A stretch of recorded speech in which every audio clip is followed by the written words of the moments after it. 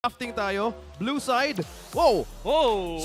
0% on both teams. TNC Pro Team and Smart Omega. What does this mean? I mean, kailangan lang talaga nila dito makakuha ng isang match kasi sobrang importante. Again, nung 1 point na pinag-uusapan natin, alam naman natin, I think yung Smart Omega, the first win that they got was on blue side. Parang naka-Bruno pa ata si West noon. But again, that was medyo old times na yun for the Barangay kasi old times eh, no? Kala mo tagal na ng week 1 eh. Pero bagong ang identity, bagong lineup.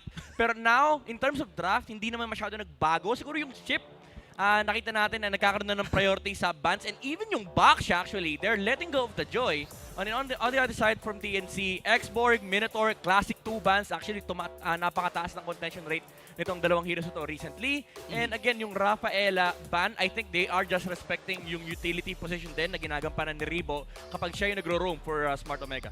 You've mentioned about banning out the Minotaur pating Xborg. I think sa nakikita ng dalawang kumpanan na to is, what if we let out something na pwede natin makuha for the best of our composition, best of worlds? Dahil nga, as we see the chip here, ayaw siguro ng team or Barangay Omega na ayaw naman merong pagulo kasi minsan at some point nakikita sa jungle yung chip na yan. Kasi ano na yun eh, first pick material na yun eh. Oh. Syempre, nasa kabila si Coach Bentings. Ay, Malamang sa malamang, may mga nakatagong tips yan. Yung may tips, mga nako. may mga nakasave na draft dun sa TikTok niya.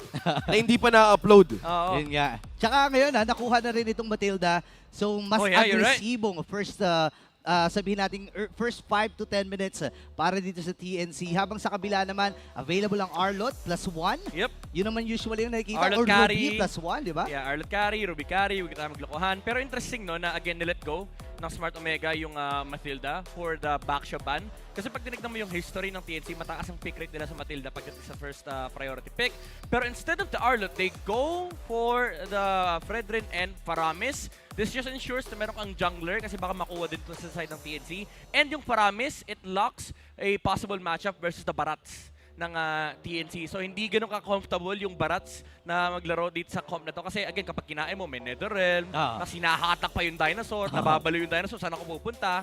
And also, it forces out some weird matchups coming out from the mid lane. Kailangan mo mag-Lilia, yung Valentina. So essentially, parang nape-predict ng Smart Omega kung nakikrit nila kung ano yung mga pwedeng lumabas ng 2 picks dito sa side ng TNC. So they might be forcing also try na ikuha yung mga poke potential ng mga heroes kasi at this time, na sinigurado nga nila, you've mentioned it, yung Barats nga, still. Yeah. I think this is just purely like confidence and flavor and CC. Yeah, I like this Barats and CC 2 picks kasi considering nga wala naman na export, hindi na ganun kasama yung lane matchup for the CC. And now you're on the 3rd pick.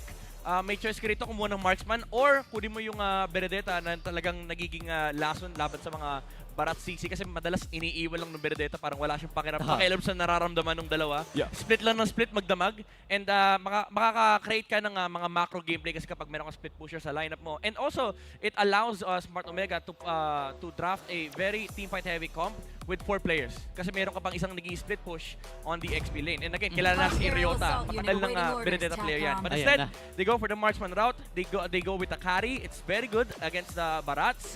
Medyo awkward lang kasi may Matilda sa side ng TNC. May save from the insane damage coming down from the carry. Yeah. Not to mention, pwede rin siya matargeted from the backline. Bonito, don't you think? Kasi may carry, tapos may Matilda. So ito yung mga bagay na ayaw mong iwasan. Siyempre kung nasa backline ka, dapat yung frontline mo, sigurado na, with the threat of the Matilda, ano pang pwede nila i-contra dito? Parang nakikita ko dito, no, pwede silang kumuha ng XP laner na pwedeng humarap talaga, no, na humabol doon sa isang Matilda. Yeah. And alam natin, Matilda Barats ito, sobrang classic nito. Para mga Season 8, Season 9 ata na Blacklist uso. ano to eh. Ube. Blacklist, Ube era, no. So, Ultimate Barats experience. Experience. tsaka medyo Exactly. nagtaka lang ako kasi nasa second place na tayo, hindi kinuha itong Arlot. Parang Yeah. ibang route dito Yeah. ng Omega. Parang first time ata natin hindi nagkaroon ng contention pagdating sa Arlot, no? Super interesting kasi itong dalawang teams na to, mataas ang priority nila sa Arlot pagdating sa first phase. Actually, I think more than 20% ng Arlot game sila, nasa first phase yung pick na yun. Tapos usually nababan. Ngayon, they do have the option to go for the Pakito on the second phase. Pero they opted to go for the Vexana ban and Digiban naman for TNC. Yep, the stats of Ryzen on our screens, looking at the KD of 1.84. So we're looking at the focus of the junglers ngayon ng dalawang team. So that's the reason why maybe the man of the back siya para ayaw nilang ganong kahirap din yung counter with the Fredrin matchup as well. As you've mentioned nga, pwede magkaroon ng weird team fight or maybe extended teams talaga. Merong push and pull, may hila mula kay Matilda. But with this kind of KDA, so may kailangan ba silang tapatan dito to cope or parang pang dagdag with the Fred rin? I'd say kailangan nila yung hold talaga, yung CC versus hindi yung CC ng kalaban crowd control versus tama. the Barats. Kasi as far as Omega lineup goes, yes, meron kang tempo controller in terms of team fighting kasi meron kang damage, meron kang save, meron kang utility, meron kang decent control from the Fred rin, pero yung totoong lockdown medyo nagkukulang kasi may CC may ang hirap ng CC na May CC na may CC. CC na hero sa kabila na kailangan mong patayin para makagalaw yung carry. Yun. Yun nga. Tsaka Tawagin ko na lang siyang Ate Sisi para dito yung malito eh. Yan. Si Ate C. Si Yoyo Girl. Si Yoyo Girl. si Yoyo Girl. I really like this draft coming up from Smart Omega. Binanggit natin yung Lilia kanina. But then, hindi pinik up. Tinanggal nila yung Lilia. So it does leave up the option of Omega forcing out the Valentina. Interesting tong Angela Ban, by the way. Talagang anti-Rebo strat. Itong ginagawa ng TNC. Yun nga, no? Parang sinusubukan ata nila si Rebo kung meron bang mga setup hero to. Pero speaking of Kung damage, nag-Arnott ba, no? Si, yun nga si baka, Bossing. baka mag-Arnott or mag-Masha to, ha? Tingnan natin. Ay, Parang yung tsaka di rin TNC. nakabanin ah. Parang tinetesting ng TNC. Singa, Kuya, Singa. Kuya Rebo. Doc Rabes, pakita mo yung mga, yung mga fresh na daliri mo dyan. Ayan. Pakita mo na hindi pa naglalakyan. Pwede mo pa i-flex konti pa kasi wala pa yung Arlot. Open pa nga eh. Tinan mo ha. Pati din yung Angela, you said it was interesting. And let's go! Ito, actually, di ba natin Hindi sure? pa, hindi pa sure. Di pa sure. May XP pa. Na-excite may lang kami XP. ng konti Yeah. pero Pwede ilagay kay Ryota kasi yan. ay pwede pang flex. Yeah, it's a decent lane matchup versus the CC. Actually, medyo pagaling yung pumindot yan Oo. sa XP lane. But again, it is a hero that can deal with the Barats and the Matilda well. Kasi yung displacement na binibigay ng Final Slash, medyo nakaka-bad trip yun. And considering na ile-layer mo pa yan sa Faramis, ang daming displacement technique dito ng Smart Omega. So kapag na-misposition dito yung TNC, even though may save mula sa Matilda, masyadong maraming iintindihin itong Barats. Oo So nga. now TNC, they did pick up the Valentina. Kulang sila ng marksman dito, I think Claude, either the Claude or the Brody, para may pambasig sila nung Netherrealm. Actually, pwede pa nga ik siya dito eh. Pero let's see. Ay! Roger! Okay. Roger ang kanilang kinuha dito. Pero kung pagbabasihan natin, na nabanggit kanina ni Midnight itong Valentina. Florin. Oh, one-time contention rate with the 8%. Kamusta naman ang Florin for this? Kasi may early game na. Tapos ito, how about the Florin adding to the composition of Smart Omega? Okay. Ito yung usually tinatawag natin ng mga yung 4 protect 1. May hari sa lineup mo. And essentially, that's the carry. Kasi kapag tinignan mo, meron kang Fredrin na frontline, may pang sustain ka, may pang save ka with the Netherrealm of the Paramis. Meron kang dagdag sa attributes mula do sa bulaklak Sa na binibigay bloom. ni, Ay, sa ano ba tawag doon? Florin. Oo. And also, yung setup sa manggagaling mula sa Arlot. So I think Smart Omega here is really keen on putting a lot of their resources into their gold lane. Parang sabi ng Smart Omega dito, guys, walang mamamatay sa pamilyang to ha. Meron tayong heal, andyan yung Bloom ulti, nandyan din yung Netherrealm. So let's see kung paano papaganahin ito ng Smart Omega. Pero in terms of damage at yung flexibility kasi, may kita natin parang nasa TNC. Yeah, kasi one thing na kailangan din isipin dito ng Smart Omega is yung Roger. I wouldn't say it's a winning lane, but I would say mas malakas lang din yung presence ni Roger versus the carry kasi nandun yung mga pokes and also he doesn't mind playing into like the warrior boots, yung mga physical defense na shenanigans na nangyayari na laning stage. Kasi HP based damage naman yung kanyang normal attack. And I think pwedeng gamitin to ng TNC para makapag-snowball ng mid-game. And yun lang din yung problema kasi ng lineup ng Smart Omega. Dahil sobrang reliant mo sa game ng carry, talagang late game pa aarangkada yung kanilang composition. So may panahon ng Omega para nga mapagana to early game. Let's see how this goes. First game ng TNC Pro Team versus Smart Omega.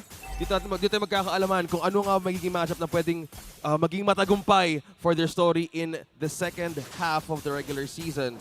So XP Lane matchup, Heads versus Ryota. Tapos nakikita natin kanina, you were mentioning, akala natin pwede ito maging Roam Arlot, pero XP Lane napunta yung hero na to. Yeah. Parang flex pa talaga nila. And dito natin masusubukan ang ka-ekspertuhan ni Doc Ribs kasi usually nagagamit niya mga Rafaela, mga Doktor nga eh. Oo. Doc, pahil, Doc. Pero interesting Quantum Charge para dito kay Yasuo habang classic Brave Smite para sa isang carry. Yeah. Actually, ang super interesting dito, naka-support emblem yung Fredrin. This is something that we saw last week, yung CDR build na nauuso ngayon, lalo sa RG. Actually, ang unang gumawa niya sa Demon Kite, yung medyo, half-hearted pa na CDR build. Tapos si King Kong umarangkada na full CDR talaga with the Thunderbelt and Oracle. This is something that we could see actually from H2O. And ang kinagandahan doon is talagang aarangkada naman yung lineup ng Omega pagdating sa crowd control. Yan na, hindi na sisi babanggit ko si May. Crowd Sisi control. sa kabila eh. So pwede sila bumaba dito dahil nga merong ang Florin, so mas makakaikot sila freely. Yeah, that's true. Kasi talagang yung Fredrin mo, bababa at bababa talaga yan. With the amount of spells na gagamitin niya sa team fight and yung HP na bumabalik, imagine, nakadagdag pa dyan yung HP na nanggagaling mula rin sa support emblem kasi every time nagagamit siya ng spell, pero siyang HP na bumabalik na na-amplify ng support emblem. So ito yung pwedeng ma-abuse ng Smart Omega sa early game. Well, speaking of the early game, early pokes against H2, hindi nakaabot ng level 4. Super Yoshi, grabe naging delay, pero mukhang may ipit at napalalim Aray! ang isang member ng TNC. Pero makakapag-back away. Oy! Oy! May flaker pang ginamit doon. Yung Super Yoshi nakaligtas. Pero isinuko ng Smart Omega yung unang turtle natin. Pero may bakbakan na dito sa Purple Buff. Ginagawang Lord yung Purple dito mga kaibigan. Papasok na nagamit yung Netherrealm. Same with Goyo's Netherrealm. Habang Sensei naroon. Lang nandiyo dito si H2O. At si Ryota ay makakakuha na ng isang kill. Ryzen falls down. Grabe naging tuloy. Ito yung sinasabi nyo kaninang layering of crowd control against the lineup of TNC. Ito yung pang-pa-step. Ito yung parang nitrous oxide na pwede mong gawin sa lineup na to eh. Pwede na yung tuloy-tuloy, di ba, Midnight? Pero talagang non-stop. Hindi mo kailangan pagpahingayin yung kalaban.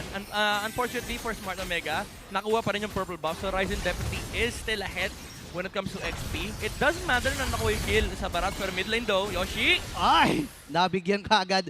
3 versus 1 ang naganap doon. Nagamit naman ni H2 yung kanyang retry. Pero mahaba-haba pa naman yung objective na darating. 46 seconds pa. Pero looking good para dito sa Smart Omega. Yup, early game advantage and lead. I think kailangan din nilang bantayan ito. XP lane, maybe the pokes and against heads as well. So may konting bantayan na nagaganap in terms of getting the camps and all. Teka lang, Yasuo mukhang may ipit sa taas. Laban sa tatlo, may hila. 3v1, nakatak dito. Yasuo, magta-transform siya doon sa pagiging wolf. Habang si Super Yoshi naman, sinisipatan lang din niya dito si H2. Sinisilip lang niya, pre, bawal ka mag-farm ng mataim team. Kasi nandito ako palagi. Invade. Tingnan mo naman, wala talaga mamamatay. Nakabantay ba naman si Okira at si Ribu eh. Yeah, ito na. Unli invade, paano mo pipigilan? Meron bang oras yung unli invade o bahala ka na sa buong araw na unli invade yan? Well, Midnight? ano talaga to timingin ng retry and of course, kapag kaya pa ng lineup mo and with the insane heal na mayroon yung magkabilang komponent, talagang expect nyo na maglalaban talaga sila sa jungle a lot in this game. Pero gusto ko lang bantutin, no? Ito na talaga yung panahon ng Thunderbelt Marksman. Huwag na tayo maglokohan. Kapatid kay Kari, yes. Pakunatan. Pakunatan na talaga eh. And now, again, second turtle, ibibigay muli ng Smart Omega para pag may inaantay silang power spike dito. Hindi sila nakikipagsabayan. H2, usually pag nakakita tayo ng Fredrin, tas may kasama kang healers plus the Netherrealm from this Paramis, dapat go kung go kay, di ba? At saka lang, calculated risk ba ito? Teka lang, top lane, nakuha ng TNC ang attention ng Barangay Omega. But going back to that point, Burrito, how about that? Merong nagaganap na ganong trading and object and they're willing to risk it Midnight. What's the call? Ba't nagiging ganon? I mean, for TNC, kailangan nilang gawin to kasi as much as possible, kailangan mo i-maximize yung early lead ng lineup nyo. And especially yung usage ng heroes sa composition ng TNC. They're technically allowed to do this because they have stronger early game heroes. Kita mo naman yung damage, yung sustain, yung utility, and yung mobility. At this point, wala pa masyadong sagot yung Smart Omega. Ryzen!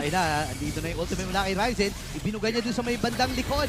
Kaya lang si H2 at nandun din ang pagsalba ni Super Yoshi with that guiding wind. Pero sabi dito ng Smart Omega, tara, rundown ba natin? 5-man rotation from Smart Omega. Pero ang downside nito, sa baba, nalilibre lang si Hits na kumukuha ng Torre pero hindi papayag ng Smart Omega. Bawal na sana gamit na Netherrealm habang Super Yoshi down to 15%. Flicker na gamit na Ryzen ay tumatakbo under the turret dive para sa Smart Omega pero walang mamamatay sa pamilyang to.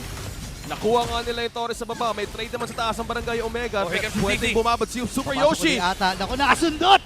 And killing spree dito si H2 Walk heads to the rescue pero wala na siyang maaabot ang buhay na Super Yoshi. Non-stop Midnight. Grabe, kahit sa mismo ilalim ng Torre, wala silang pakialam.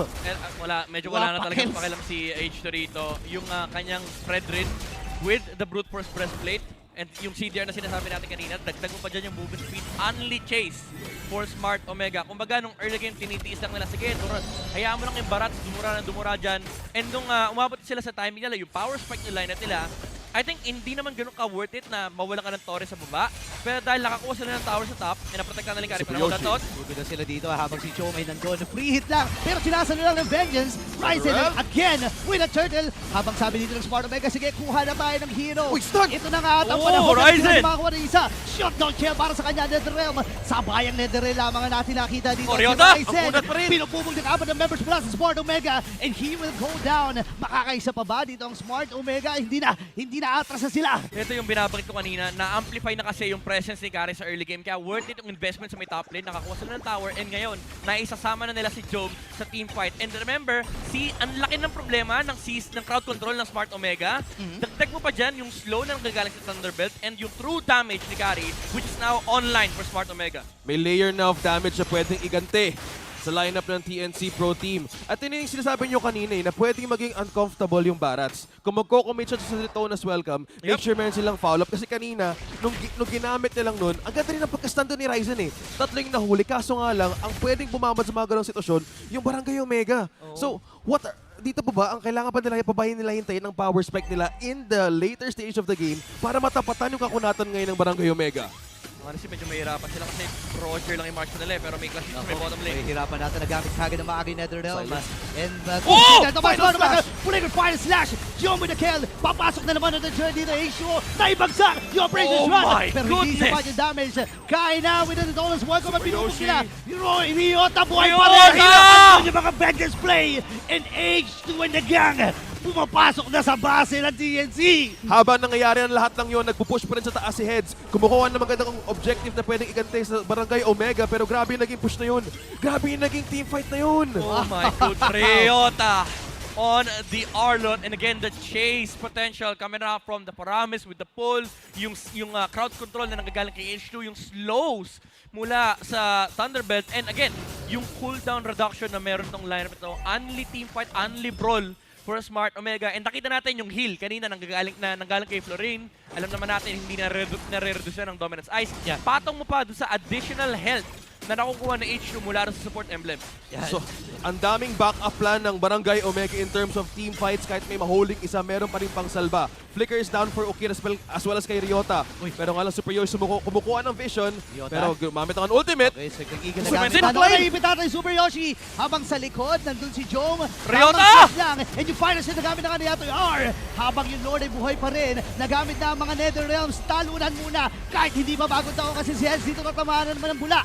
Ngayon atras muna ang TNC. Oh. And H2 with that Lord take. What a masterclass team fight mula Smart Omega. Ganda. Napakalinis nung clash na yun. Pumasok yung Matilda, hindi na nila pinansin pagkatapos dahil alam nila, okay, wala ka ng ultimate, wala ka ng second skill din, wala ka ng pang-heal. Hindi na nila mailalabas yung Barats at that point. Kaya naman nag-turn yung Smart Omega, pinasok agad nila yung Barats. And again, ang problema rito for TNC is wala silang pambasag nung Netherrealm.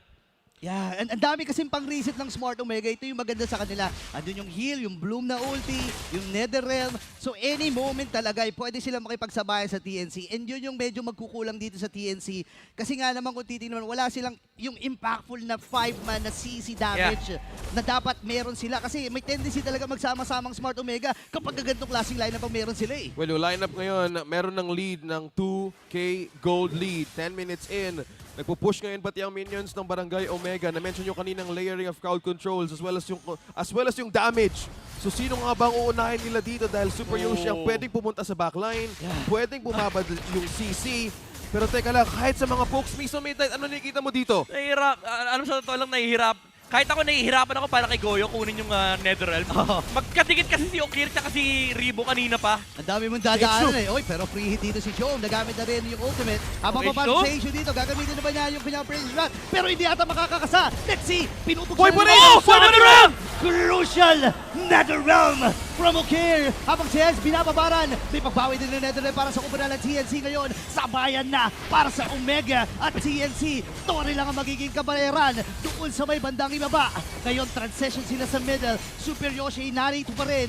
Pino-front lane lamang si Ryzen. Tinatanggap lahat ng damage. Pero wala na silang minions. Sa katiting na buhay ni H2O, a crucial play by Okir. Wow. Calculated shield and regen kaagad.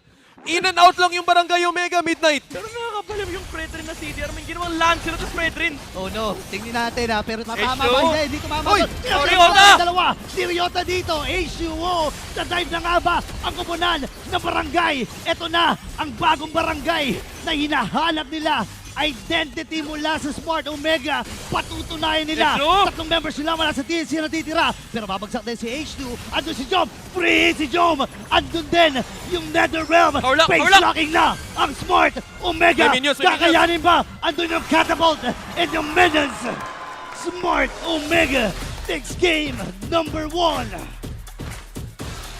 Dahan-dahang pinapakita ang identity ng bagong barangay.